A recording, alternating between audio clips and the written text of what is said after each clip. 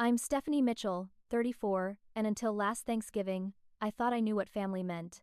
Then my sister Rachel smirked across the table and said, "Where's your husband and kids?"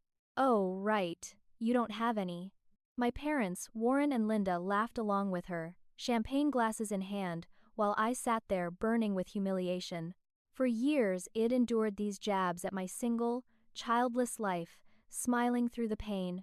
But watching them laugh at me that night, something inside me finally snapped. Before I dive into what happened next, let me know where you're watching from in the comments. Hit that like button if you've ever had family members underestimate you, and subscribe to hear more stories about standing up for yourself. Trust me, you'll want to stick around to see how this all unfolds. The truth is, Rachel's comment at Thanksgiving wasn't an isolated incident. It was just the latest in a lifelong pattern that started when we were kids. I was 7 when Rachel was born, and from that moment, it seemed like I faded into the background of our family portrait. Growing up, Rachel was the golden child. Her drawings always made it to the refrigerator door, while mine were tucked away in drawers. She was the pretty one, the charming one, the one who could do no wrong. I was the responsible one, the quiet achiever, the one who was told not to make a fuss whenever Rachel took my things or demanded attention. In high school, I graduated as valedictorian with a full scholarship to Northwestern. My parents attended the ceremony, of course, but they spent most of it talking about how Rachel had been named captain of the cheerleading squad as just a sophomore. That night, at what should have been my celebration dinner, the conversation quickly turned to Rachel's upcoming regional competition. "Stephanie's always been so self-sufficient," my mother said, patting my hand. "Rachel needs more guidance." The pattern continued into adulthood. I worked my way up at a prestigious marketing firm in Chicago, pulling 80-hour weeks and sacrificing my personal life for my career. When I called home to share that I'd been promoted to junior executive, my father said, "That's nice, honey. Did you hear Rachel's been dating James Bennett? His family owns half of downtown Memphis." 6 months later, Rachel and James were engaged. My promotion to senior manager coincided with their engagement party. I flew home for the weekend, only to spend it addressing wedding invitations and nodding politely as my mother lamented that I worked too hard and would never find a husband if I didn't make time for a social life. When I was promoted to marketing director at 32, the youngest in the company's history, I couldn't wait to share the news at our family Sunday dinner. I'd practiced what I would say, how I'd describe the scope of my new responsibilities, the team I'd be leading, the campaigns I'd oversee. But the moment I arrived, Rachel announced she was pregnant. My news evaporated like morning dew. The entire dinner became an impromptu baby shower, with my mother crying tears of joy and my father toasting to the next generation of our family.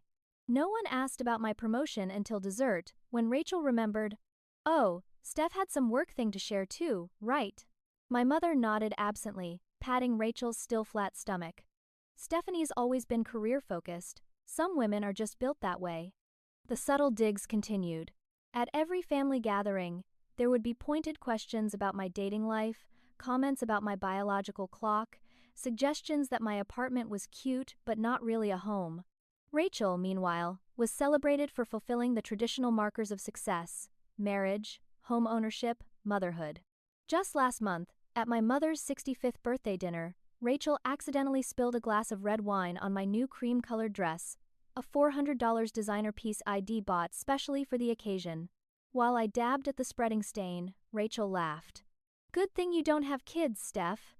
White clothing is impractical for moms."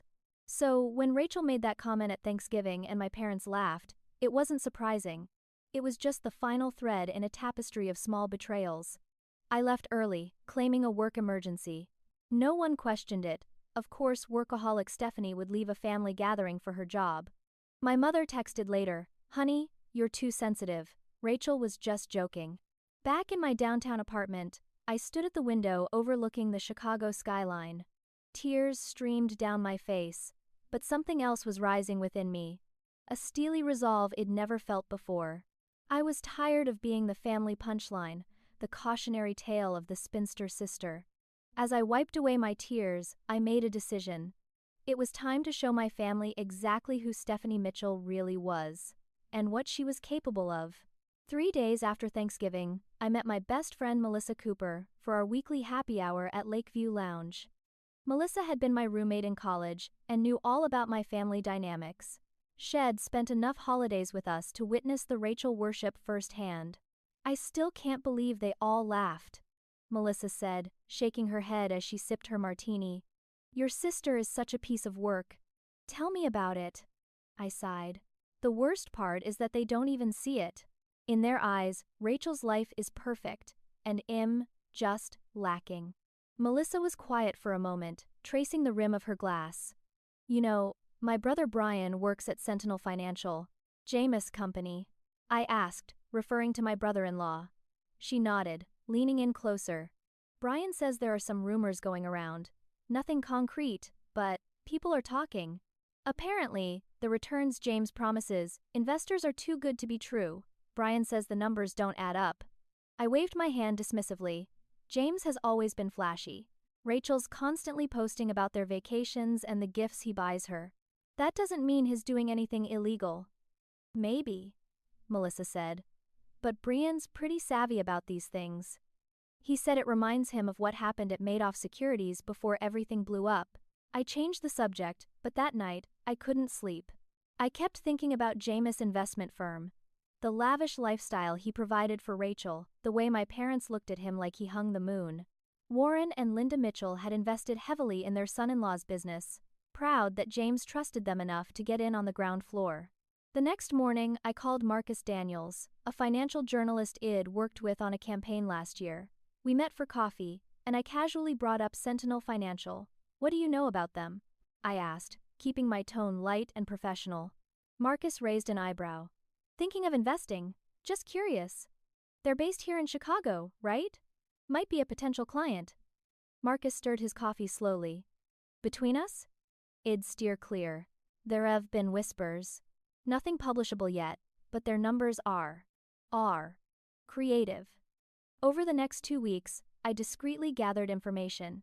I reached out to contacts in financial PR, asked casual questions, did some online digging. A picture started to emerge. James Bennett's investment firm had all the hallmarks of a Ponzi scheme. The spectacular returns, the exclusive client list, the aggressive recruitment of new investors, the lavish spending, it was textbook. Part of me wanted to stop there. Whatever his flaws, James was my sister's husband, the father of her children. If he went down, Rachel would suffer. My parents would suffer. Then my mother called. Stephanie, we need to talk about Thanksgiving, she said, her voice stern. Rachel is very hurt that you left early. I had work, Mom, I replied, my grip tightening on the phone. There's always work with you, but family should come first. Rachel went to a lot of trouble with that meal, and your leaving was disrespectful. Did you think it was disrespectful when she mocked me at the table? I asked, my voice rising. When she made fun of me for being single and childless, and you and Dad laughed. There was a pause. Oh, honey, that was just a joke. You know Rachel, she doesn't mean anything by it. She never means anything by it, does she? I said quietly. And yet, somehow, she always manages to put me down. You're being dramatic. My mother sighed. Look, we're having Christmas at our house this year. Rachel and James are bringing the kids. Please try to be more present this time. After hanging up, I sat at my desk, staring at the folder of information I'd collected about Sentinel Financial. The pit in my stomach had hardened into resolve. If my family thought I was a failure now, they had no idea what real failure looked like. I began documenting everything, organizing the evidence, looking for patterns. I wasn't sure yet what I would do with this information, but having it gave me a sense of power I'd never felt before. For once, I held something over perfect Rachel and her charming husband. As Christmas approached, I continued my investigation. I discovered that James had recently opened accounts in the Cayman Islands. That had been aggressively recruiting new investors, including several elderly clients who'd invested their entire retirement savings. That the SEC had received anonymous complaints but hadn't launched a formal investigation yet. Each new piece of information was another brick in the wall I was building. A wall that would eventually come crashing down on James Bennett, and by extension, on my sister who had spent years making me feel small. The voice of conscience whispered that this wasn't right, that I was crossing a line. But then I'd remember Rachel's smirking face at Thanksgiving, my parents' laughter, a lifetime of being second best. And Eid keep digging. Christmas Eve at the Mitchell family home was a Norman Rockwell painting come to life. The massive pine tree in the living room, adorned with ornaments collected over decades, the fireplace crackling, stockings hanging from the mantel, the smell of my mother's famous pot roast wafting from the kitchen. I arrived precisely on time, bearing gifts and a bottle of expensive champagne. Rachel and James were already there, their twin 4-year-olds, Emma and Ethan, running circles around the living room.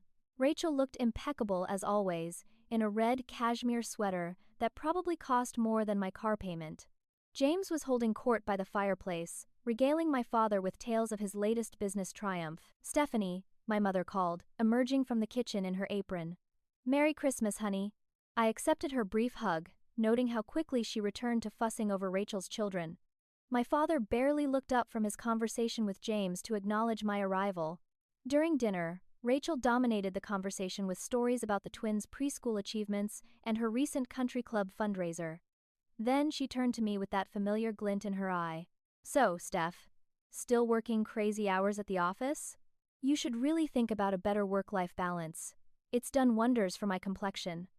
I smiled tightly. My work is fulfilling. We just landed the North Star account. It's a 7-figure deal. "That's nice," my mother said absently. "Rachel, tell everyone about the new vacation home you and James are looking at in Aspen." After dinner, we gathered around the tree for gifts. Rachel and James had outdone themselves, presenting my parents with a certificate for a Mediterranean cruise. My parents were ecstatic. "We can't accept something so extravagant," my father protested weakly, already examining the brochure. "Of course you can," James said, clapping him on the back. "Your family. Besides, it's been a fantastic year at Sentinel. We're blessed, and we want to share those blessings." My mother dabbed at her eyes. "You've given us such beautiful grandchildren, and now this. We're so proud of the family you've built."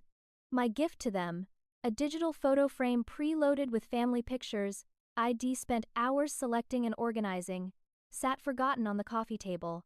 When it came time for Rachel and James to open their gifts, I watched as they unwrapped my carefully chosen presents: a limited edition children's book series for the twins, an artisan ceramic serving platter for Rachel that matched her dining room decor, and for James, a vintage bottle of Macallan 18 that had cost me half a paycheck.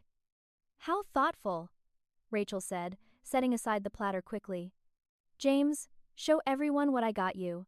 James unwrapped Rachel's gift, a Patek Philippe watch that must have cost at least $30,000. The room erupted in appreciative gasps. "That's what being married to a financial genius gets you." Rachel laughed, kissing James' cheek. Something inside me snapped. I'd come here, determined to hold my tongue, to wait for the right moment. But sitting there, watching my family fawn over James' wealth that I now knew was built on fraud, I couldn't stay silent. "Speaking of financial genius," I said casually, swirling the wine in my glass, "I was reading an interesting article about investment fraud the other day. It's amazing how many of these firms operate for years before anyone catches on." James' hand froze midway to his mouth, his fork hovering. "The crazy thing is," I continued, "these guys don't look like criminals. They're respected community members, family men. They're so convincing that even experienced investors get taken in." "What a depressing topic for Christmas," my mother interjected. But I noticed James' face had paled slightly. "The SEC has been cracking down, though. Apparently, they've got a whole task force dedicated to investment fraud now. They're especially looking at firms with unusually high returns." "Stephanie, really?" my father said. "Let's talk about something more festive." James cleared his throat. "Actually, Warren, I've been meaning to discuss some adjustments to your portfolio. Market's getting a bit volatile, might be time to diversify." "Always looking out for us," my father smiled. "That's why we trust you with our money. Not like those crooks Stephanie's talking about." Rachel shot me a venomous look. "Steph's just jealous because she works for other people while James built his own successful company." "I'm not jealous," I said evenly. "I'm concerned, as family should be." "Concerned about what?" Rachel snapped. "Nothing specific," I replied, meeting James' eyes across the table. "Just making conversation." The tension was broken by the twins demanding dessert. As everyone moved to the kitchen, I deliberately left my handbag open on the sofa, a manila envelope partially visible inside. I'd labeled it, Sentinel Financial, SEC Inquiry, in bold black marker. As I'd hoped, James noticed it. I watched from the doorway as he glanced around to make sure no one was watching, then peered at the envelope without touching it. His face turned ashen. I made my excuses shortly after dessert, claiming an early flight back to Chicago the next day. As I was retrieving my coat from the hallway closet, James cornered me. "What's your game, Stephanie?" he hissed, his charming facade gone. "Game? I'm not the one playing games, James. I saw that envelope. What do you think you know?" I smiled coldly. "Enough. Whatever you think you've discovered, you're wrong. And if you start spreading rumors about my business, I'll sue you for defamation." "Threats at Christmas? How festive." I pulled on my coat. "Don't worry, James. I haven't done anything. Yet." His hand shot out, gripping my arm. "Stay out of my business, Stephanie. I mean it. You have no idea who you're dealing with." I pulled away from him. "Neither do you." As I drove away from my parents' house, my hands were shaking on the steering wheel, but beneath the fear was something else, the exhilaration of finally fighting back. The calls started 2 days after Christmas. The first came while I was at the office, reviewing campaign metrics for a new client. Unknown number. I almost didn't answer. "Hello, we need to talk." Jameis' voice was tightly controlled, but I could hear the panic underneath. "This little game you're playing is dangerous. I'm at work, James. Some of us have legitimate jobs." "Listen to me very carefully," he said, his voice dropping. "If you're planning what I think you're planning, you need to stop. Now. You'll destroy your sister's life. Your parents' retirement. Is that what you want?" I felt a flicker of doubt. Was I taking this too far? Then I remembered years of snide comments, of being diminished, of watching my family celebrate Rachel's every move while treating my achievements as afterthoughts. "What I want," I said carefully, "is for my family to see the truth for once. I can make it worth your while to forget whatever you think you know." He said, "How does 100,000 sound, for your silence?" I nearly dropped the phone. He was trying to bribe me. "Are you serious?" 200,000, he countered, mistaking my shock for negotiation. "Tax-free. I'll wire it to any account you specify." I ended the call without responding. That night, I purchased a digital recorder and downloaded a call recording app to my phone. James might have made his fortune through deception, but I wasn't about to navigate this situation without protection. The next time he called, I was prepared. "Think about your family," he urged. "Think about the twins. Do you want them growing up with their father in prison?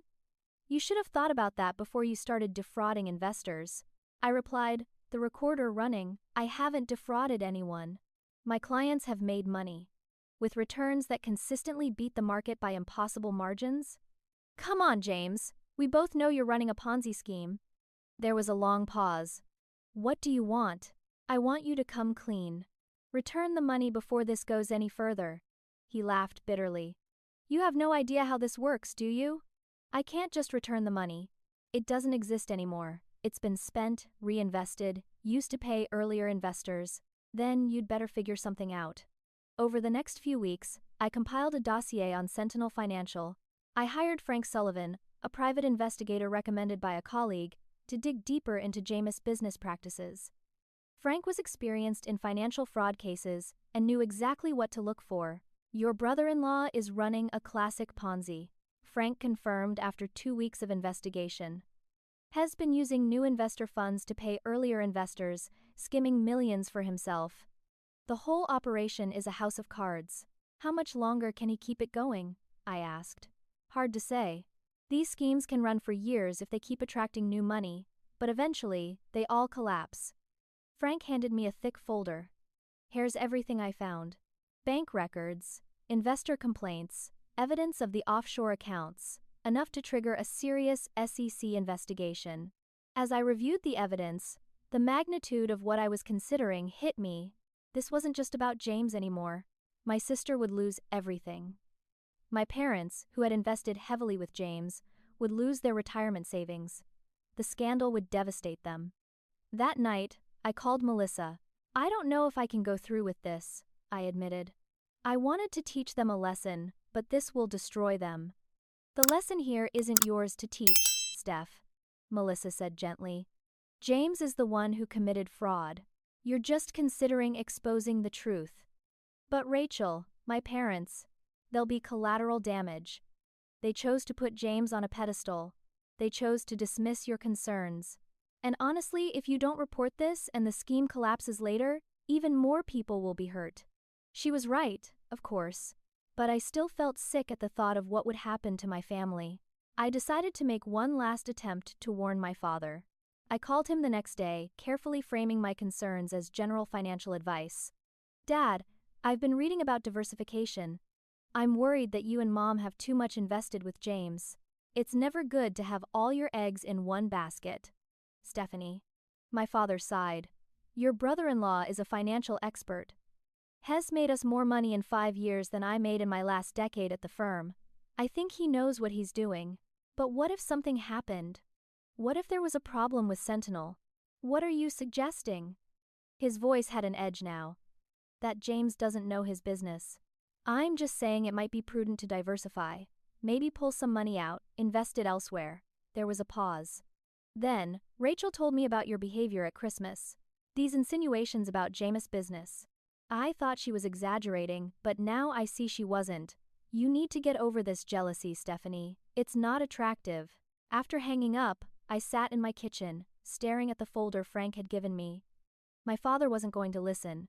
None of them were. They were too invested, emotionally and financially, in the fiction of James' success. I had a choice to make. I could let it go, walk away, and wait for the inevitable collapse of James' scheme. Or, I could act now, possibly saving some of my parents' investment and preventing James from defrauding more victims. I opened my laptop and began drafting an anonymous tip to the Securities and Exchange Commission.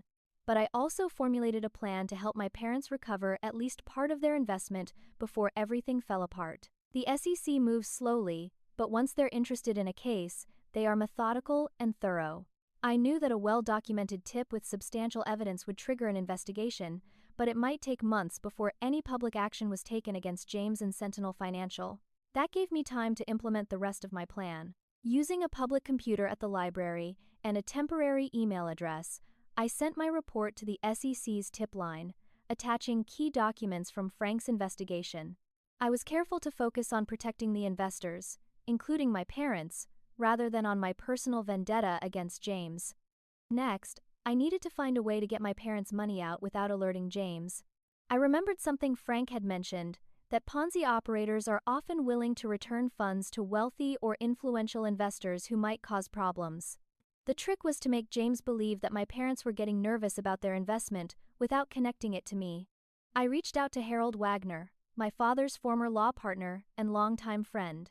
We'd always gotten along well, and had been something of a mentor to me over the years.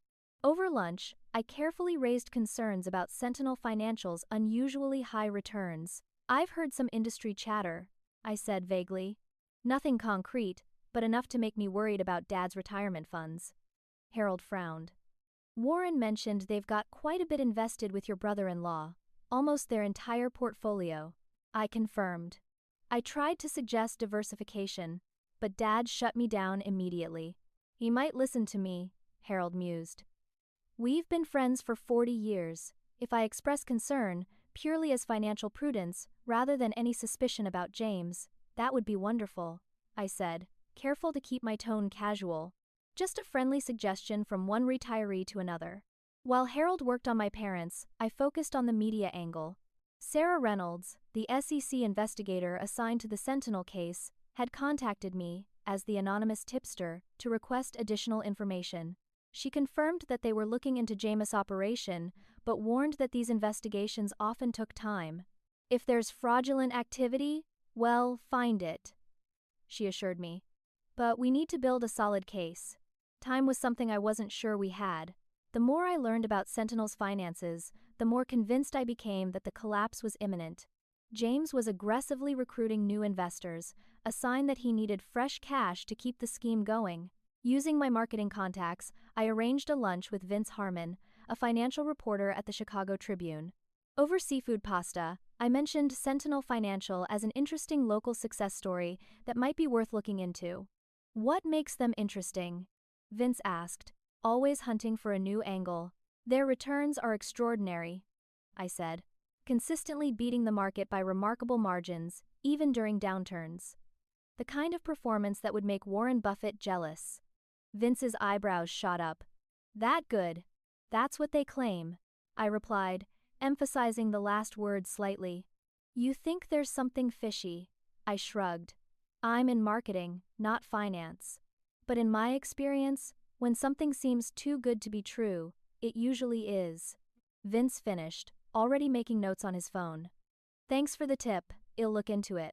2 weeks later, the Tribune published a piece questioning Sentinel's remarkable returns and noting that several financial analysts had expressed skepticism about the firm's investment strategy.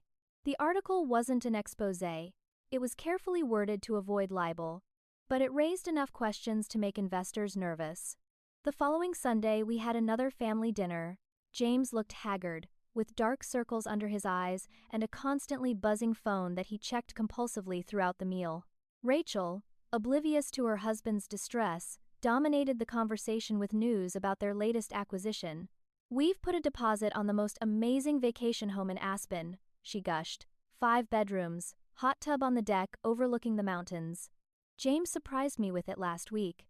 My father beamed with pride. You've done well for yourself, James. Though I must say, Harold Wagner has been bending my ear about diversification lately. Linda and I were thinking we might pull a small portion of our investment just to spread things around a bit. James' knuckles whitened around his fork. Actually, Warren, this isn't a great time to withdraw. We're in the middle of some exceptional investment opportunities. You'd be leaving money on the table, just $100,000 or so, my father said. Still leaves plenty with you. Let me see what I can do, James replied, his voice tight. The funds are tied up in various vehicles. It might take some time to liquidate. As Rachel continued chattering about their vacation home plans, I studied James. He was sweating slightly, despite the cool temperature in the dining room. His phone buzzed again, and when he checked it, I saw his face pale. After dinner, I deliberately positioned myself near the hallway bathroom, knowing James would use it. When he emerged, I was waiting. Problems? I asked quietly. He glared at me. You? It's been you all along, hasn't it? The SEC questions. That newspaper article. I don't know what you're talking about. Don't play innocent, he hissed. You've been trying to sabotage me since Christmas. What did I ever do to you? Nothing, I said calmly. This isn't about you and me, James. It's about the truth. Maybe it's time everyone knew it. As we returned to the living room, I noticed Rachel watching us curiously. For the first time, I wondered if my sister had any inkling of what her husband was really doing. The thought filled me with unexpected sadness. On my way out that evening, I overheard James on the phone in my father's study, his voice raised. I don't care what it takes. Get me more investors. We need cash, now. When he saw me in the doorway, he abruptly ended the call.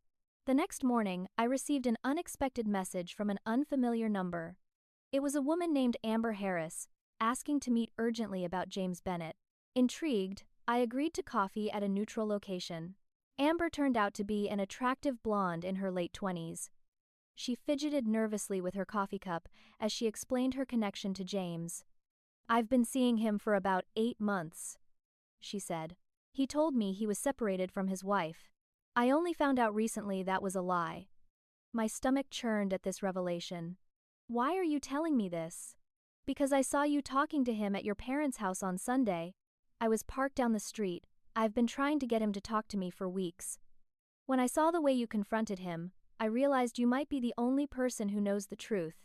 The truth about what? Everything, Amber said, pulling out a flash drive. I work in accounting at Sentinel. At first, I didn't realize what was happening. James is very charming, very convincing. But over time, I saw discrepancies. When I asked questions, he distracted me with gifts, trips, affection. She pushed the flash drive toward me. This contains internal documents, account statements, proof that he's been moving money offshore. I can't go to the authorities, I'm too implicated, but you can. I stared at the flash drive. Why would you give this to me? Amber's eyes hardened. Because last week, James told me it was over. Said things were getting complicated and he couldn't see me anymore. Then I discovered he's been seeing someone else, younger, prettier. I was just another distraction, another tool. She stood up. I don't care what happens to me anymore. But he deserves whatever's coming to him. After she left, I sat there for a long time, the flash drive heavy in my hand. I now had definitive proof of James' fraudulent activities and his infidelity. The question was, what would I do with it? The evidence on Amber's flash drive was damning. Not only did it confirm James was running a Ponzi scheme, but it also revealed the extent of his deception. He had multiple offshore accounts, fake identities, and was planning an exit strategy that would leave investors, including my parents, with nothing while he escaped to a non-extradition country. I debated what to do with this new information. The SEC investigation was already underway, but it could still take months. Meanwhile, James was clearly preparing to flee with whatever money he could salvage. I needed to act faster. Using another anonymous email account, I sent Rachel selected documents from the flash drive. Financial records showing the precarious state of Sentinel, evidence of the offshore accounts, and emails between James and various women, including Amber. I didn't include a note or identify myself. The evidence would speak for itself. I expected it to take a day or two for Rachel to process the information. Instead, she called me that night, her voice raw from crying. "Steph, can I come over? Please. I need someone to talk to." 2 hours later, Rachel was sitting on my sofa, her normally perfect appearance disheveled, eyes swollen from tears. I handed her a cup of tea and sat across from her. "I got these documents today," she said, pulling crumpled papers from her bag. Anonymous email. At first, I thought it was spam or some kind of scam. But then I started reading. Her voice broke. "It's all true, isn't it? James is a fraud. Our whole life is a fraud." I kept my expression neutral. "Have you talked to him about it?" He denied everything at first, said it was a setup, someone trying to destroy him. But when I showed him the emails with that woman Amber, she took a shuddering breath. He admitted the affair, said it was a mistake, that it didn't mean anything. But he's still denying the financial stuff. Do you believe him? Rachel looked up, her eyes suddenly cleared despite the tears. "No. I checked our accounts after I saw those documents. Our joint savings is nearly empty." When I confronted him again, he said it was temporary, that Head moved the money for a big investment opportunity. She set down her teacup with a clatter. "You knew, didn't you? That's what all those comments about investment fraud were about at Christmas." I hesitated, then nodded. "I had suspicions. I've been gathering information. Why didn't you tell me?" Her voice rose. "I'm your sister. Would you have believed me?" I asked quietly. "Be honest, Rachel. If I had come to you and said I thought James was running a Ponzi scheme, would you have listened? Or would you have accused me of being jealous of your perfect life, just like you always do?" Rachel flinched as if I'd slapped her. Then, surprisingly, she laughed, a harsh, bitter sound. "My perfect life. God, what a joke." She wiped her eyes. "You want to know the truth, Stephanie? I've been jealous of you for years." I blinked in surprise. "What? That's ridiculous." "Is it? You built a career on your own terms. You have freedom, independence. You don't have to pretend all the time." She gestured at herself. "This perfect wife and mother image? It's exhausting. I haven't been genuinely happy in years, but you always seemed so satisfied, so convinced you'd made the right choices. Because that's what was expected.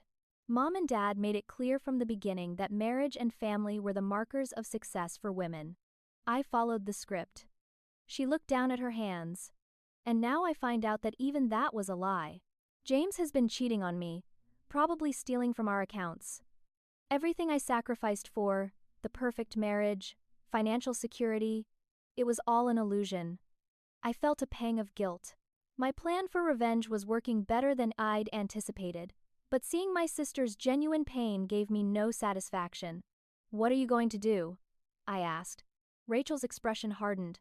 "I'm going to protect myself and my children. If James is in legal trouble, I need to distance myself." Make sure the twins and I aren't dragged down with him. Do you want my help? She looked at me for a long moment. Yes, she said finally. You've always been smarter than me, Steph. More strategic. I need that right now. Over the next few hours, we formulated a plan. Rachel would start moving money from their remaining joint accounts into a new account in her name only. She would gather important documents and valuables. Most importantly, she would behave normally around James while she prepared, giving no indication that she was planning to leave. You need to be careful, I warned her. From what I've seen, James is getting desperate. If he realizes you're planning to leave him, especially with assets he considers his. I know, Rachel said grimly. I've seen his temper. Usually, he controls it well, but lately. She touched her wrist absently, and for the first time, I noticed faint bruising there. Has he hurt you? I asked sharply. She looked away. Not really. He grabbed me too hard during an argument last week. I'd been asking questions about our finances, and he got angry. She met my eyes. Has always been controlling, but in subtle ways. Making decisions without consulting me, isolating me from friends who might question our lifestyle. I just never saw it clearly until now. As Rachel prepared to leave, she paused at the door. I need to ask you something, and I want the truth. Did you send me those documents? I hesitated, then nodded. And the SEC investigation? The newspaper article? Was that you too? Yes. She was quiet for a moment. Why? At first, it was revenge, I admitted. For all the years of put-downs, of being made to feel less than because I chose a different path. For that comment at Thanksgiving, and Mom and Dad laughing along, I sighed. But it became about more than that. James is hurting people, investors who trust him, our parents. He needed to be stopped. Rachel surprised me by hugging me fiercely. Thank you, she whispered, for seeing what I couldn't, or wouldn't. The next morning, I received a panicked call from Rachel. James knows, she gasped. I started moving money yesterday, like we planned. This morning he confronted me, said Head, been monitoring the accounts. Are you safe? I asked, already grabbing my car keys. For now. He left for the office, but he was furious. He said if I touched another penny, He'd make sure I never saw the twins again. Pack a bag, I instructed. Get the kids from school. Come to my place. I can't just leave. Hell, Rachel, listen to me. James is cornered. The SEC is investigating him, investors are getting nervous, and now his wife is moving money out of their accounts. Hez dangerous. You need to get out of there. She agreed to meet me at a coffee shop near the children's school. From there, we would go to my apartment, where they could stay until we figured out next steps. But Rachel never showed up. After 30 minutes, I tried calling her, but her phone went straight to voicemail. Increasingly worried, I drove to their house in Lake Forest. Rachel's car was in the driveway, but when I rang the doorbell, there was no answer. I was about to call the police when my phone rang, Rachel's number. Rachel? Where are you? Are you okay? She can't come to the phone right now. James' voice was cold. But don't worry, my dear sister-in-law, your precious Rachel is fine.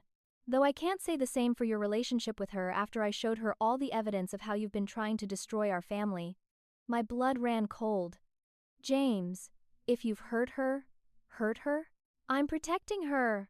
From you, he laughed bitterly. You think I didn't know it was you behind the SEC investigation? The newspaper articles? You've been trying to ruin me from the start, and now you've poisoned my wife against me too. In the background, I could hear Rachel's voice, though I couldn't make out what she was saying. You want to talk to her, James said. Fine. Tell your sister what you think of her scheme. There was fumbling, then Rachel's voice came on the line. Stephanie. She sounded afraid but controlled. James showed me the emails. From your account, to the SEC. My heart sank. He must have hacked my email. He says you've been plotting against him, against us, for months. That you were jealous of our life, our success. Her voice hardened slightly. He says you're the one who sent that anonymous email, with all those documents. Rachel, listen to me. No, you listen. She cut in, her voice suddenly firm. I know what you're trying to do. But it won't work. James explained everything. Those financial records were manipulated. The emails were fake. I realized she was trying to tell me something. James was clearly listening to every word. I understand if you don't believe me, I said carefully. But please, just come to the coffee shop like we planned. Bring the twins. We can talk there. There's nothing to talk about, Rachel replied. James and I are fine. We're going to work this out, together, as a family, something you wouldn't understand. The call ended abruptly. I stood on their doorstep, heart racing. This wasn't a simple disagreement anymore. James had clearly manipulated the situation, possibly using force to keep Rachel from leaving, and now he knew I was directly involved in the investigation against him. I was still trying to decide what to do when my phone chimed with a text from Rachel. He took my phone. Kids at mother's, call police. Afraid. Everything happened with dizzying speed after that. I called 911, reporting a domestic dispute at Rachel and James' address. While waiting for the police to arrive, I called my parents' house. Mom, are the twins with you? I asked without preamble when she answered. Yes, James dropped them off about an hour ago. Said he and Rachel had an emergency meeting with their financial advisor. Stephanie, what's going on? You sound strange. Mom, listen carefully. Do not let James take the children if he comes back. Keep them with you. I'll explain everything soon. You're scaring me, my mother said. Is Rachel okay? I don't know. I answered honestly. But I'm going to make sure she is. The police arrived at Rachel and James' house within minutes. I watched from my car as officers approached the door. There was a brief conversation, then James emerged, looking composed despite the circumstances. Rachel followed, visibly shaken but walking under her own power. The officers separated them, speaking to each individually. I couldn't hear what was being said, but I could see James gesturing animatedly, then pointing toward my car when he noticed me. One of the officers approached me, and I explained the situation as best I could, the threatening phone call, Rachel's text for help. No arrests were made that day. Without visible injuries or Rachel's willingness to file charges, the police could only document the incident and advise her of her options. When they left, Rachel got into my car without a word, and we drove to our parents' house to collect the twins. He didn't hit me, she said finally, breaking the silence. But he blocked the door when I tried to leave. Took my phone. Said if I tried to leave him, he'd make sure I had nothing. Not the house, not the cars, not even custody of the kids. She took a shuddering breath. He had all these emails, Stephanie. From your account, to the SEC, to journalists. Has been monitoring your communications somehow. Spyware, probably, I said grimly. He must have installed it on my laptop at Christmas when I left it unattended. He said, you've been trying to destroy our family because you're jealous. Rachel looked at me. I pretended to believe him. It was the only way to calm him down. Do you? I asked. Believe him? She shook her head. No. I know you, Steph, better than I've admitted for a long time. You wouldn't do this out of simple jealousy. We arrived at our parents' house to find them playing with the twins in the living room, completely unaware of the drama unfolding. When they saw Rachel's tear-stained face, their expressions changed from welcome to concern. What's happened? My father demanded. Where's James? Rachel and I exchanged glances. This was the moment of truth.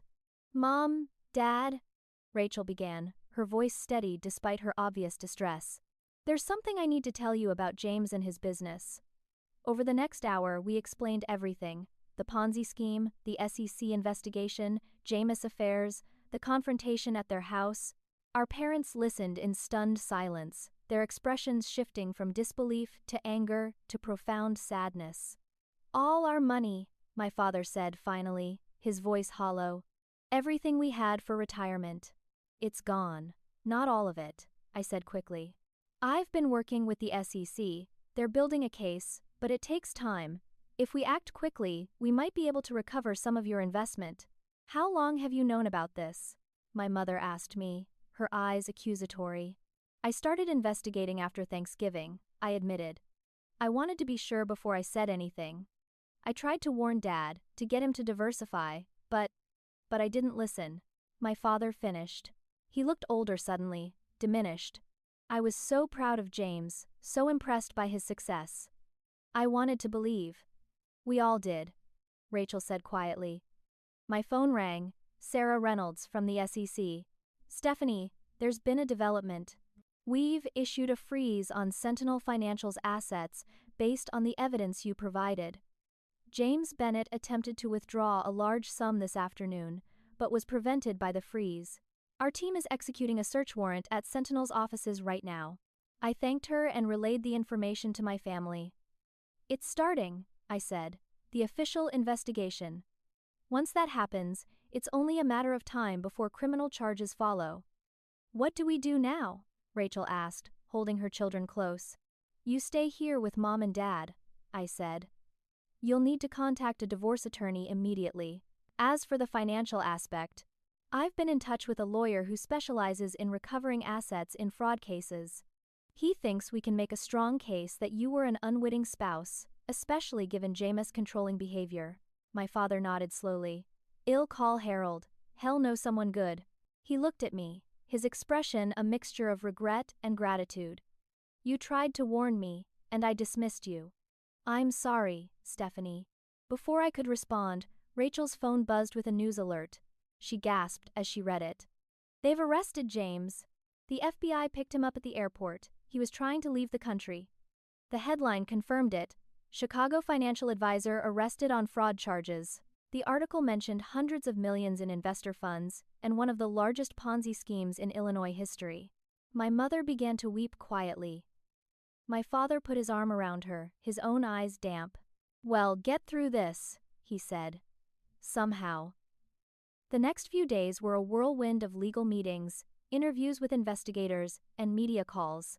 The story of Sentinel Financial's collapse was front-page news, with Jameis' arrest photos splashed across every local paper and website. Rachel filed for divorce and an emergency custody order. My parents met with financial advisors to assess the damage to their retirement funds. I took a leave of absence from work to help them navigate the crisis. Each day brought new revelations about the extent of Jameis' fraud, the number of victims, the missing millions, the elaborate web of lies he'd constructed. Former friends and associates distanced themselves from the family, embarrassed by their association with a criminal or angry about their lost investments. One evening, about a week after Jameis' arrest, I returned to my parents' house to find them sitting at the kitchen table with Rachel, various papers spread before them. They fell silent when I entered. What's going on? I asked. My father cleared his throat. We were just discussing, well, the fact that this all started with your investigation, your efforts to expose James. My stomach dropped. Are you blaming me for this? No, Rachel said quickly. Not at all. James did this. He's the criminal. But you must have had some motivation beyond just protecting us, my mother said. After all those years of feeling sidelined, overlooked in favor of Rachel and James, I sat down heavily. Are you suggesting I did this for revenge? Because I was jealous. Weren't you? My father asked quietly. Even a little bit. I looked at their faces, my mother's searching gaze, my father's weary expression, Rachel's cautious hope. I could lie, claim pure altruism. But we'd had enough lies in our family, yes, I admitted. At first, it was partly about revenge.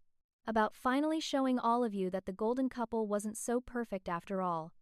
About making you see me for once. The words hung in the air between us. But it became about more than that, I continued. When I realized how many people James was hurting, how he was planning to leave all of you with nothing, I couldn't stand by and watch. Regardless of our history, you're my family. Rachel reached across the table and took my hand.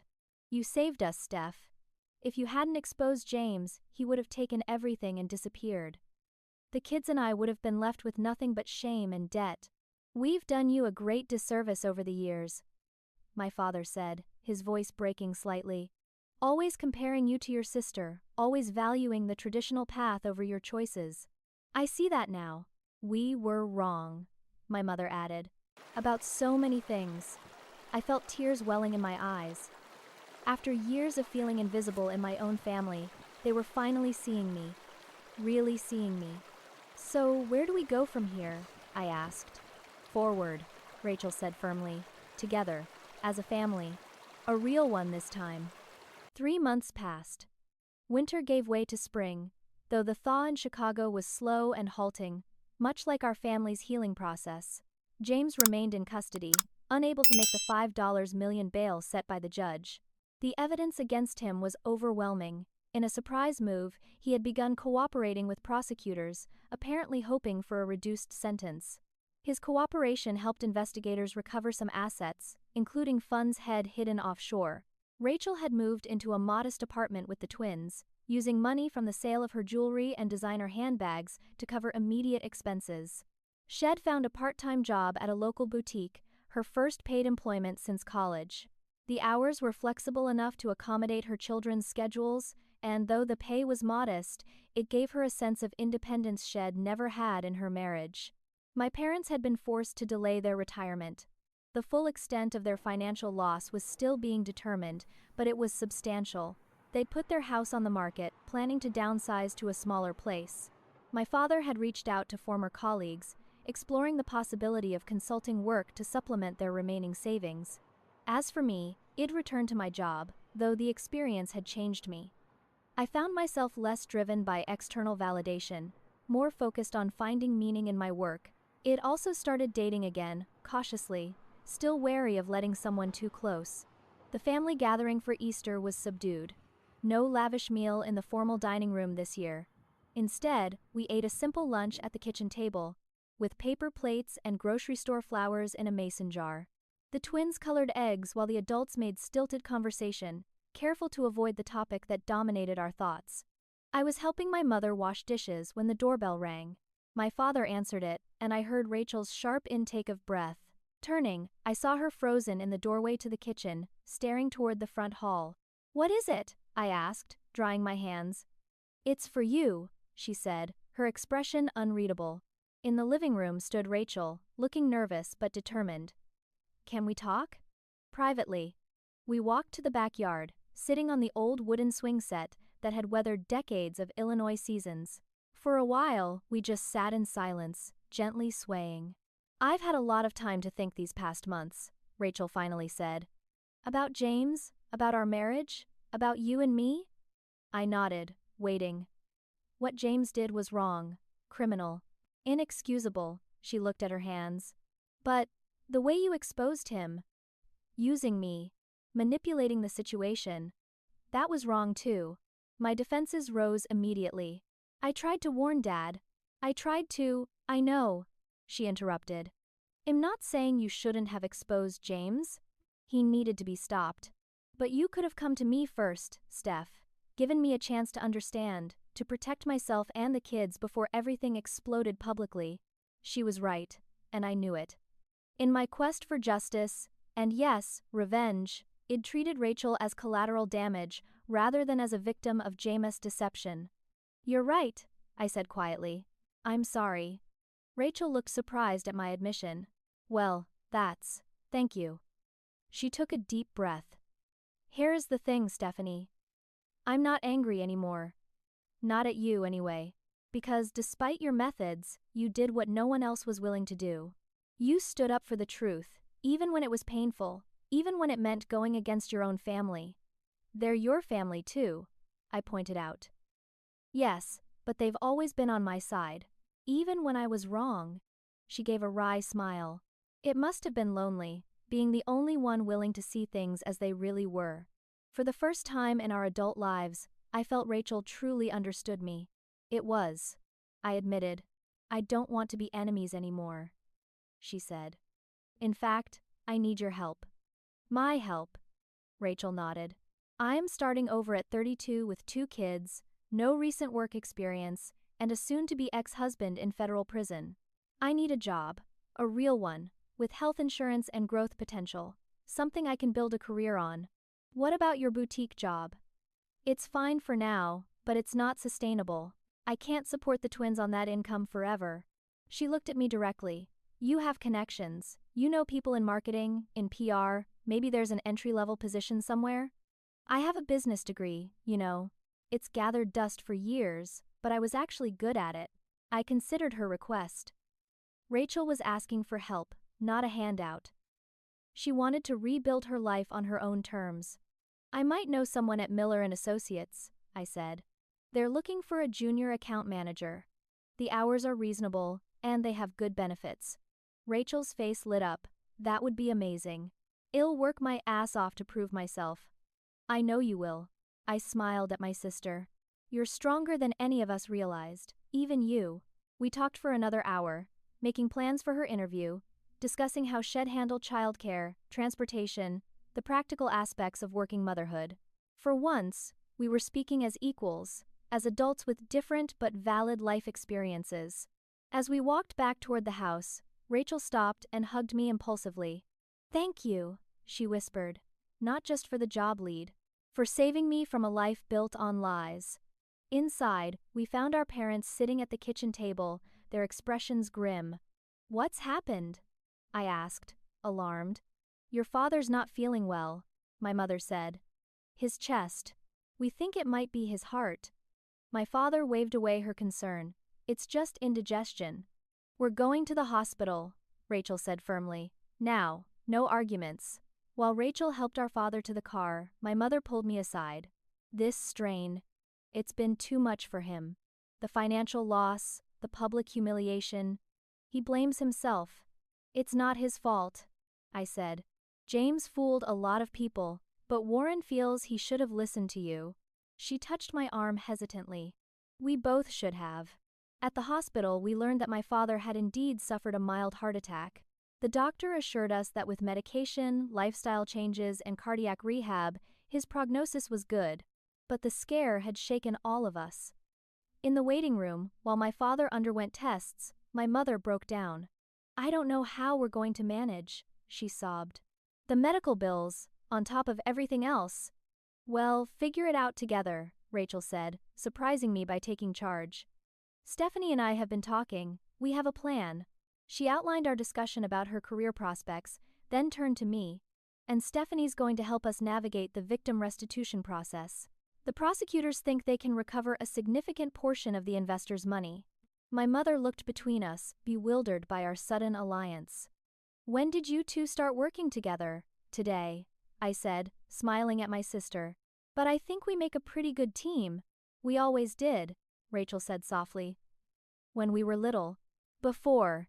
Everything. That evening, as we left the hospital with assurances that my father would make a full recovery, Rachel linked her arm through mine. He's going to be okay, she said. We all are. For the first time in years, I believed it might be true.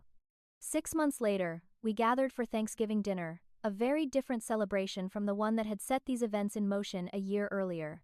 My parents had sold their large suburban home and moved into a comfortable condo in the city. The downsizing had been painful but necessary, allowing them to eliminate their mortgage and preserve their remaining savings. My father, fully recovered from his heart attack, had taken on a part-time consulting role with his old firm. My mother had started volunteering at a community garden, finding unexpected joy in the physical work and social connection. Rachel had thrived at Miller and Associates. Her natural charm and people skills, previously channeled into being the perfect corporate wife, translated well to client relations. She'd already been promoted from junior account manager to account executive, with a corresponding salary increase that allowed her to move the twins to a better apartment in a neighborhood with good schools. As for me, I'd been recognized for landing a major new client, resulting in a substantial bonus and increased responsibilities. I'd also been seeing Daniel Freeman, a landscape architect I'd met through my mother's community garden, for the past 3 months. It was early days, but promising. Daniel understood my commitment to my career and had no interest in changing me to fit some predetermined mold. We'd decided to host Thanksgiving at my apartment that year. Nothing fancy, a potluck arrangement, with each of us contributing dishes. The twins had made construction paper decorations that now adorned my usually minimalist space. As we settled around the table, I couldn't help but reflect on how much had changed. The most significant difference wasn't external. It wasn't about Jameis' absence or our altered financial circumstances. It was the shift in how we related to each other. The pretenses had fallen away, replaced by a new authenticity that, while sometimes uncomfortable, was ultimately healing. Before we eat, my father said, raising his glass of sparkling cider, alcohol now prohibited by his cardiologist, I'd like to say something. He looked around the table, his expression solemn. This past year has been the hardest of our lives. We lost money, yes, but more importantly, we lost our illusions. About James. About ourselves. My mother reached for his hand, squeezing it gently. But we've gained something too, he continued. Honesty. Perspective. His eyes met mine across the table. I've learned that success isn't measured by the size of your house or your investment portfolio. It's measured by integrity, by living authentically. Stephanie taught us that. I felt a lump in my throat. And Rachel. He turned to my sister. You've shown us what true strength looks like. Starting over, building a new life for yourself and the children. I couldn't be prouder of both my daughters. To family, my mother added, raising her own glass. The real thing, not the facade. To family. We echoed.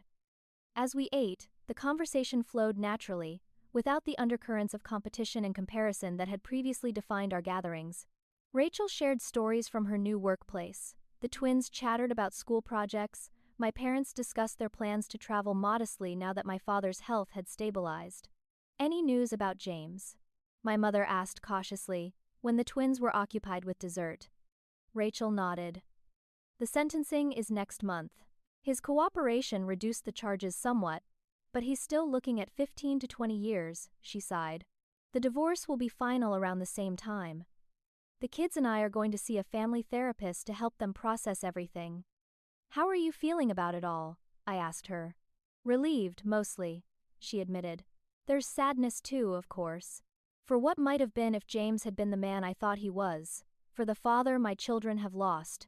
But I don't regret ending it. I'm building something real now, something that's mine. After dinner, while Rachel helped the twins build a pillow fort in the living room, my mother joined me in the kitchen as I loaded the dishwasher. Your sister mentioned you've been seeing someone, she said, trying to sound casual. I smiled. Yes, Daniel. It's going well, but we're taking things slowly. That's wise. She nodded. And children? Is that something you want eventually? The old question, but asked differently this time, with genuine curiosity rather than judgment. I'm open to it, I said honestly, if it feels right, with the right person, at the right time, but I'm also okay if that doesn't happen. My life is full either way. My mother considered this, then surprised me by saying, I admire that, you know. Your certainty about your own path. I was never that sure of myself at your age. She handed me a serving bowl to rinse. I think that's why I pushed the traditional route so hard with you girls. It was all I knew. You did your best, Mom, I said, touched by her rare vulnerability. Maybe, but I could have been more supportive of your choices. She hugged me suddenly, an uncharacteristic display of affection. I'm trying to do better now. Later, as everyone prepared to leave, my cousin Allison called to wish us happy Thanksgiving. As my mother chatted with her, I overheard Allison ask, So, is Stephanie still married to her job? Or has she finally found a man? Before I could cringe at the familiar dig, my mother's response stopped me cold. Actually, Stephanie has built an impressive career through hard work and talent. She's just been promoted, in fact. And while she is seeing someone lovely, her worth isn't determined by her relationship status. There was a pointed pause. We're very proud of both our daughters and the choices they've made. I caught Rachel's eye across the room. She gave me a small, private smile of acknowledgement. After everyone had left, I stood at my window, looking out at the Chicago skyline. The city lights twinkled against the dark November sky, beautiful in their own way despite the approaching winter. A year ago, Id stood at this same window, tears streaming down my face, plotting revenge against my family for years of small betrayals. Id wanted to punish them, to force them to see me. Id succeeded beyond my expectations, but the result wasn't what Id imagined. Instead of satisfaction in their downfall, Id found something unexpected. Healing. Real connection. The family Id always wanted but never had. The path had been destructive, painful for everyone involved. I couldn't claim moral high ground for the methods Id chosen. But perhaps, sometimes, systems, even family systems, need to break before they can be rebuilt on a healthier foundation. I thought of Rachel's words from months earlier. You saved me from a life built on lies. In exposing Jameis' fraud, Id shattered the comfortable illusions we'd all been living with. The truth had cost us dearly, but it had also set us free, to see each other clearly, to rebuild our relationships based on who we really were, rather than who we pretended to be. It wasn't perfect. We still struggled, still hurt each other sometimes. But now, when Rachel teased me about being single, there was affection rather than mockery in her voice. When my parents asked about my work, they listened with genuine interest. When I saw my sister's successes, I could celebrate them without feeling diminished. That was the real victory, I realized. Not revenge, but reconciliation. Not punishment, but healing. And it had come not from making them suffer, but from finally breaking down the walls between us. So what's your family dynamic like? Have you ever felt undervalued or overlooked by those who should know you best? Comment below and let me know if you can relate to any part of my story. Don't forget to like and subscribe if you enjoyed this journey with me. And hit that share button if you know someone who might need to hear this message of healing and growth. Thank you for listening, and remember, sometimes the path to healing means letting go of old patterns, even when it's painful. Take care of yourselves, and I'll see you in the next story.